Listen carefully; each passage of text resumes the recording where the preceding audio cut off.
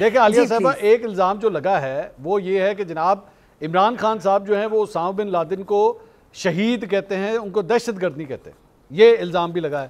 اب آپ کی پارٹی پالیسی کیا ہے؟ اسامہ بن لادن دہشت گرد ہیں یا شہید ہیں؟ بتائیے۔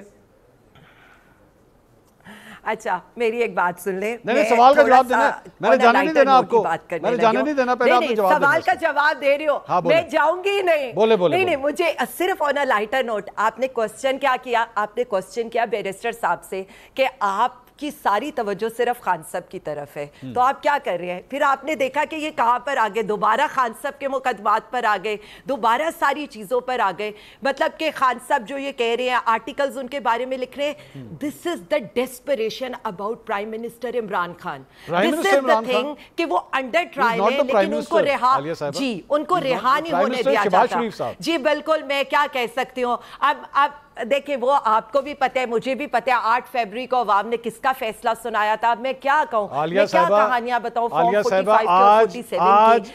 سیریسلی میں آپ کو ایک بات بتاؤں، پیچھے جھنڈا جو پرائم منسٹر کا لگتا ہے وہ شہباز شریف صاحب کے پیچھے لگتا ہے، پلیز کال ہم دی پرائم منسٹر۔ آج دیکھیں میری ایک بات سنیں، دیکھیں میں صرف اتنا کہوں گی منصور صاحب، پرائم منسٹر کے اس پر دھونس دھاندلی سے بیٹھ جانے سے آپ 25 کروڑ عوام کی عزت نہیں لے سکتے۔ چلیں آپ میرے سوال کا جواب اپنے ساتھ پرائم منسٹر لگانے سے آپ کا قد کاٹ پرائم منسٹر تک نہیں پہنچ سکتا۔ میرے سوال کا جواب آپ خان صاحب کے مقابلے میں، کیونکہ خان صاحب کے آگے آپ پرائم منسٹر کا عہدہ بہت چھوٹا رہ گیا۔ میں نے آپ کی بات کا جواب دیا تھا اور خان صاحب نے اس کو بعد میں کلیئر بھی کیا تھا کہ یہ ایک سلپ آف ٹنگ تھی اور انہوں نے اس کو کلیئر کیا تھا۔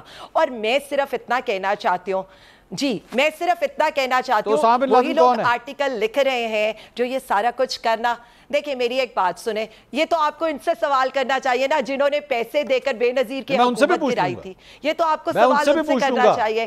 ہم تو پوچھیں ان سے، آپ پہلے بتا دیں نا، الزام تو آپ کے اوپر ہے نا، کہ جو کوئی بھی، دیکھیں میری بات سنیں، دیکھیں ہمارے اوپر تو بہت سے الزامات لگتے ہیں، ہمارے اوپر تو الزام یہ بھی ہے ہم دہشت گرد ہیں، ہم غدار ہیں، لیکن ہمیں یہ پتہ ہے کہ ہم اپنے ملک سے اتنے ہی وفادار ہیں اور اپنے ملک سے ہم اتنی ہی محبت کرتے ہیں۔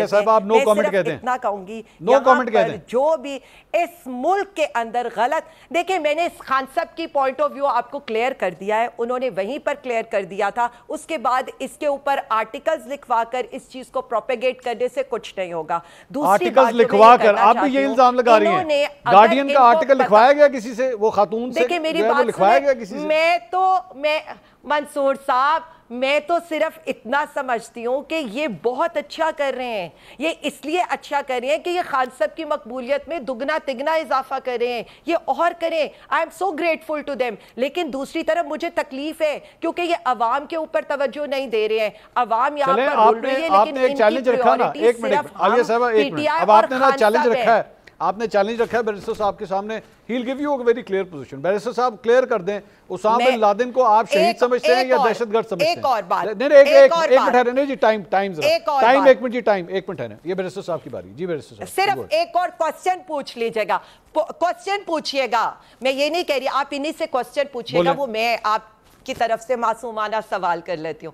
وہ کوسچن میں ان سے یہ کہہ رہی ہوں کہ اگر خان صاحب کو آپ نے 30 سال کی سزائیں دے دیں، عدالت سے ان کو رہائیاں مل گئیں، اگر آپ کے آرگیومنٹس اتنے اچھے تھے تو رات کے 1-1 بجے تک آپ کو ہمیں سنے بغیر، ہمارے لارڈز کو سنے بغیر عدالتیں لگا کر 8 فروری سے پہلے کیوں انہیں سزائیں دلانی پڑی؟ اب آپ جو 190 بلین کیس میں کر رہے ہیں وہ سارا کیا کچھ ہے؟ یہی سارا ہے نا، کیونکہ عوام کو پتہ ہے کیس بھی جھوٹے، خان کو رکھنا بھی بے گناہی کی جیل میں، لیکن عوام کچھ ماننے نہیں والی۔